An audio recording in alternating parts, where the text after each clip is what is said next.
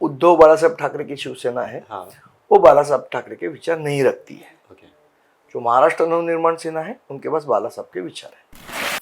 हम इससे घबराते नहीं है, ना हम डरते हैं। जो क्रिया हुई उसकी प्रतिक्रिया हम देंगे, अगर क्रिया नहीं होगी तो प्रतिक्रिया नहीं है। हिंदुत्व की बात जो आजकल उद्धव बालासाहेब ठाकरे उबाटा के लोग छोड़ चुके हैं, वो बात हमने रखी। महाराष्ट्र के हित में है वो बात उन्होंने रखी, और इसीलिए एक अपोजिशन पार्टी में एक डर का माहौल हो गया। अरे ये तो सब लोगों का जो रिस्पांस राज ठाकरे साहब को जो दिख रहा है, तो हमारी तो खटिया खड़ी हो जाएगी। फिर भी 3 दिन 4 दिन हमने संयम बरतना। लेकिन जो घटना बीड में घटी, बीड में जिस प्रकार से उनके ऊपर सुपारियां फेंकी गई, मुझे लगता है that was the boiling point. गुस्सा महाराष्ट्र सैनिकों के मन में आया कि हम इतना पेशेंस रख रहे हैं, हम जवाब नहीं दे रहे, तो इसका गलत इस्तेमाल ये लोग कर रहे हैं। तो हमने कहा है कि अगर क्रिया नहीं होगी तो हम प्रतिक्रिया नहीं देंगे। अभी उनके ऊपर है, सब जिम्मेदारी हम तो नहीं ले सकते ना। हमारी जिम्मेदारी हम ले सकते हैं, उनकी भी जिम्मेदारी हम नहीं ले सकते। उनकी जिम्मेदारी उनको क्वेश्चन करना है। आज भी अगर किधर मराठी आदमी के ऊपर अन्याय होता है तो महाराष्ट्र सैनिक वहां पहले दौड़ के जाता है। समझो एक महायुति कंपनी है, तो उसमें 3 जो मेन पार्टनर्स हैं, उनको ही मालूम नहीं है उनके शेयर्स कितने हैं, तो वो हमको क्या शेयर देंगे। महाराष्ट्र की राजनीति में गर्मी बढ़ती चली जा रही है। यहाँ पर नजर जो आ रहा है वो ठाकरे वर्सेस ठाकरे नजर आ रहा है। अब दूसरी पॉलिटिकल पार्टीज इसका किस तरह फायदा उठाती हैं वो अलग बात है, और 2 महीने बाद क्या होने वाला है, क्या उसकी शुरुआत आज से हो गई है, उसी सब पर बात करने के लिए हमारे साथ मंच से नेता संदीप देशपांडे हैं।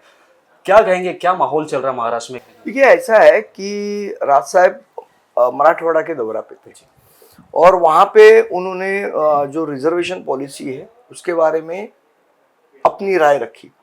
जिन्होंने उन्हें कहा कि अगर महाराष्ट्र में इतने सारे जॉब्स है, इतनी सारी अपॉर्चुनिटीज हैं जो बाहर से स्टेट से आके लोग ले रहे हैं, अगर वही जॉब्स, वही opportunities in field of education हो या फिर जॉब्स के बारे में हो, वो अगर यहाँ के लोगों को प्रेफरेंस दिया जाए तो किसी रिजर्वेशन की जरूरत नहीं है। फिर भी अगर आप रिजर्वेशन रखना चाहते हो तो वो रिजर्वेशन आर्थिक निकष पे हो, यानी उनका जो फाइनेंशियल स्टेटस है उसके ऊपर वो रिजर्वेशन हो। उसमें कास्ट नहीं देखी जाए, सिर्फ वो गरीब है या अमीर है उसके ऊपर रिजर्वेशन की पॉलिसी होनी चाहिए। ये उन्होंने बयान दिया। उस बयान को तोड़ मरोड़ के पेश करने की कोशिश कुछ वहाँ के पत्रकारों ने की, अनफॉर्चुनेटली वहाँ के कुछ लोगों ने की। ठीक है, वो एक हुआ, उसका उन्होंने एक्सप्लेनेशन भी दिया संभाजी नगर में। उसके बावजूद जो पवार साहब के कार्यकर्ता थे या उबाटा के कार्यकर्ता थे, वो जानबूझकर हमें बदनाम करने के लिए इस प्रकार के आंदोलन करते रहे। फिर भी 3 दिन 4 दिन हमने संयम बरतना। लेकिन जो घटना बीड में घटी, बीड में जिस प्रकार से उनके ऊपर सुपारियां फेंकी गई, मुझे लगता है that was the boiling point. तो उसके बाद एक गुस्सा महाराष्ट्र सैनिकों के मन में आया कि हम इतना पेशेंस रख रहे हैं, हम जवाब नहीं दे रहे, तो इसका गलत इस्तेमाल ये लोग कर रहे हैं। और उसी एक्शन की रिएक्शन थाना में हुई। उसके बाद भी आपको मालूम है, उसके बाद जब वो रिएक्शन आई, सब कुछ इंसिडेंट हुआ, उसके बाद राज साहब ने खुद एक बयान जारी किया, और उस बयान में उन्होंने बहुत साफ तौर पे कहा कि ठीक है, ये महाराष्ट्र की संस्कृति नहीं है, लेकिन जिस प्रकार से मेरे ऊपर हमले हो रहे थे, आपका गुस्सा होना बहुत स्वाभाविक है, लेकिन जो चीज हुई वो हुई। अभी इसके बाद आप लोग शांति बरकरार रखिए। ये बात हमारी तरफ से पहले कही गई जी।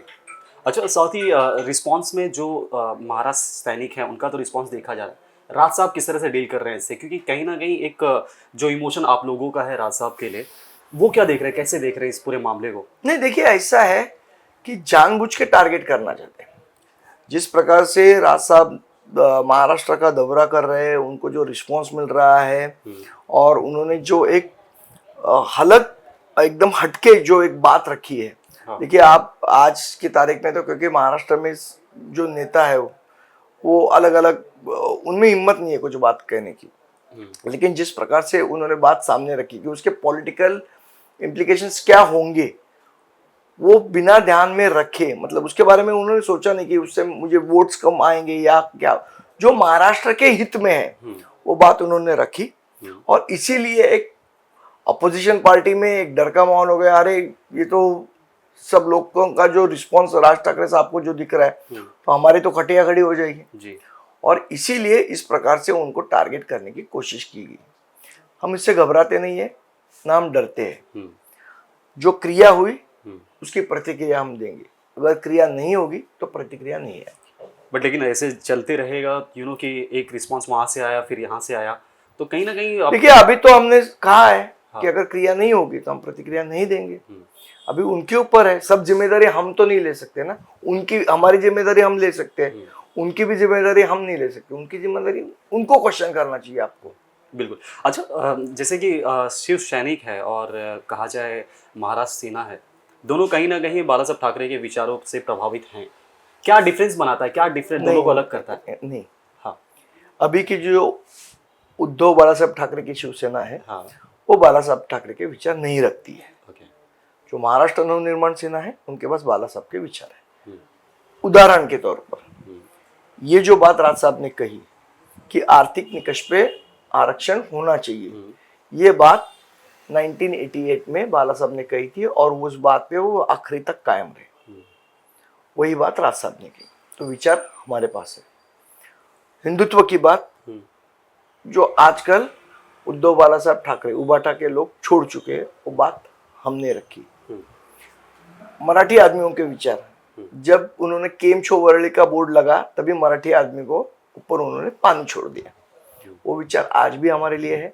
आज भी अगर किधर मराठी आदमी के ऊपर अन्याय होता है तो महाराष्ट्र सैनिक वहां पहले दौड़ के जाता है।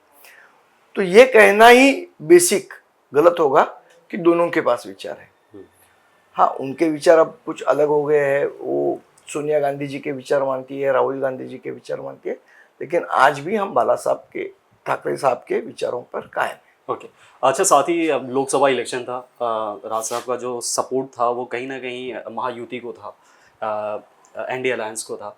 क्या होने वाला विधानसभा में, क्योंकि सबकी नज़र यहाँ पर ही है, क्योंकि ऐसा है कि अभी जो महायुति है, हाँ, जिनको हमने लोकसभा इसमें सपोर्ट किया था विदाउट अनकंडीशनल सपोर्ट किया था, ये वर्ड ज्यादा अप्रोप्रिएट रहेगा।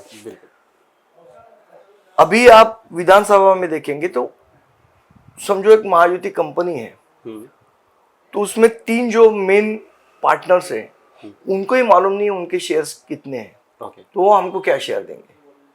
इसलिए अच्छा है कि वो उनका आपस में कुछ होता है तो वो हमारी शुभकामनाएं उनके साथ, लेकिन हम उसके लिए वेट नहीं कर सकते कि उनका कब होगा, फिर वो हमको, और फिर होगा नहीं होगा, और होगा तो कितना होगा, फिर हमको ये सब प्रोसेस के लिए हम वेट नहीं कर सकते, वो पॉसिबल नहीं है। इसलिए हमने सोचा कि हमारे जो कार्यकर्ता है, हमारे जो लोग हैं जो हमारे विचारों के साथ है, उनको साथ लेके हम आगे चलेंगे। ओके। तो अगर विधानसभा में जैसे कि रिजल्ट, मतलब पहले तो मैं ये पूछना चाहूँगा कितनी सीट पर लड़ोगे आप लोग, क्योंकि हमने कहा है 200 से 250 सीट पर लड़ेंगे। हाँ, अगर जो रिजल्ट आते हैं या वर्डिक्ट आता है उसके हिसाब से अगर आपको अलायंस करना हो, क्योंकि कहीं ना कहीं ये भी उम्मीद लगाई जा रही है कि इतने पार्टी के टूट हो गए हैं कि जरूरत पड़ेगी, मतलब मेजोरिटी मिलना थोड़ा मुश्किल है, किसके साथ जाना? देखिए ऐसे पॉलिटिक्स में इफ्स एंड बट्स पे बातें तो होती नहीं है। एग्जैक्टली, बातें होती है फैक्ट्स पे। अभी जिस टाइम चुनाव खत्म होंगे, उसके रिजल्ट आएंगे, नतीजे आएंगे, उसके बाद ही उसके बारे में बात की जा सकती है। आज इस बारे में बात करना मेरे लिए बहुत मुश्किल हो जाएगा।